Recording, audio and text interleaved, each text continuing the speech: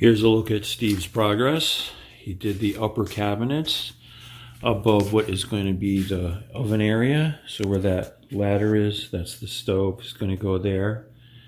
And underneath this cabinet, we're going to mount our under-mount microwave. And the wiring for that is going to come down through the cabinet from that power supply there. And we're going to have vent on this wall to the outside. So that's the cooking station area. And where the walls terminate over here, this is a long cabinet. So this is going to be the end of our cabinets. So we got the shelving just kind of sitting in there for now. These also have the soft close. So this area here, where Steve has his levels leaning up in the corner, there's going to be like a coat rack there with hooks for coats and a little bench seat here to change your shoes. So that's going to be kind of like a, you know, come in the house, throw your coat on a hook and take your shoes off and put them in this area. This is going to be our stove, our oven, cooktop, microwave there. And this, of course, is going to be the sink. And today Steve is going to work on the uppers in this area right here. So we're getting our boxes are pretty much thinned out. We do have a couple bigger cabinets that are for the peninsula, and we have a couple uppers that are for on the wall, and then these long boxes are the trim. So Steve's going to work on this area right on the wall right here. And before he does the peninsula, he's going to bring in his panel lift, because most of these boxes will be out of the way, and then he can lift up his sheetrock and get this ceiling buttoned up. And once that's done, then he'll do the final assembly on our peninsula right here. Like you can see that blue line there, like where the vacuum is. That's where the peninsula is going to come right down this area here. So that's the corner cabinet right here, and that one's going to go right against the wall, right where that molding ends, kind of right in that area. And that'll push out a little ways, and it'll have two more cabinets on the end. And this space here is for the dishwasher, where that sheetrock mud is in the bucket. And we're all set over on this side, so we just got to get a countertop on there. That's going to be for these are shallower cabinets right there. So we're thinking maybe a butcher block on there, something small. And of course the pantry area is all set. So we just got to put the crown molding and the little spacers that go against the wall. So making some more headway.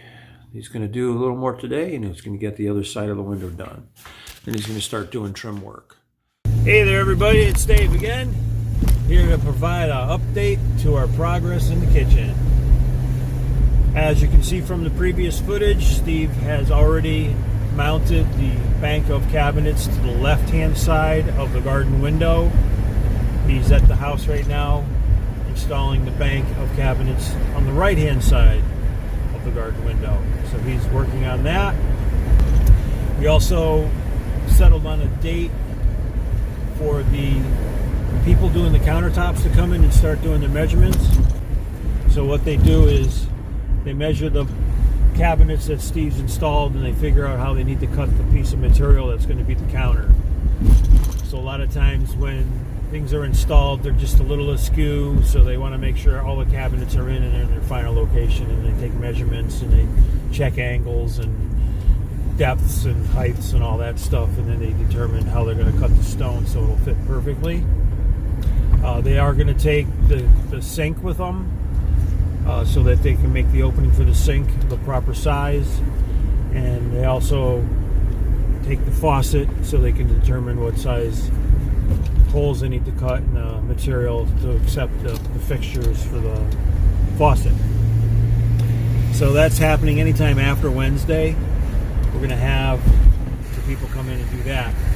So we're making some good headway. A lot of stuff's coming together. I spent some time in the cellar today. After the sewer line was augered out and cleaned, I decided to let the sump, have a good week to drain down and dry out, and like go in there and clean up any residue that was left over. And there was a fair amount, so I got that all scraped clean.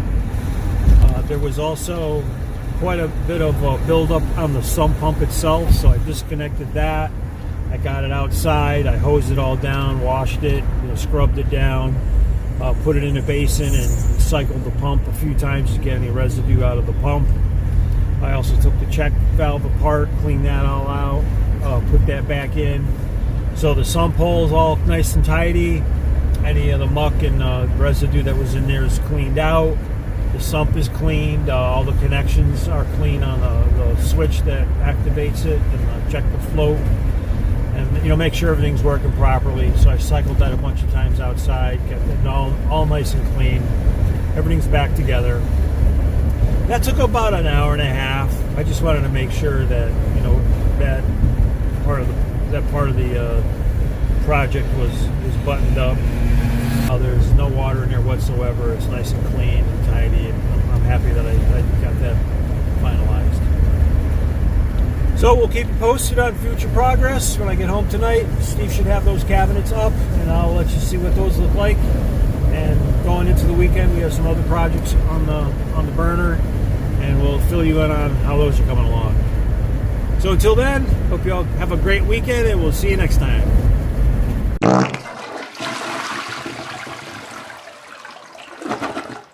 Yeah, so cleaning out that sump was pretty nasty. There was a fair amount of backwash from the sewer augering that kind of made its way into the sump. That was kind of just, I won't go into details, but it was horrible. So I was wearing gloves and a splash mask, and I took half a bucket of gunk out at a time so I didn't spill anything in the house. So that was yeah, it was what it was. So I'm not going to get into any of the details. Just leave it at that. You can use your own imagination. The horrors I was beholden to.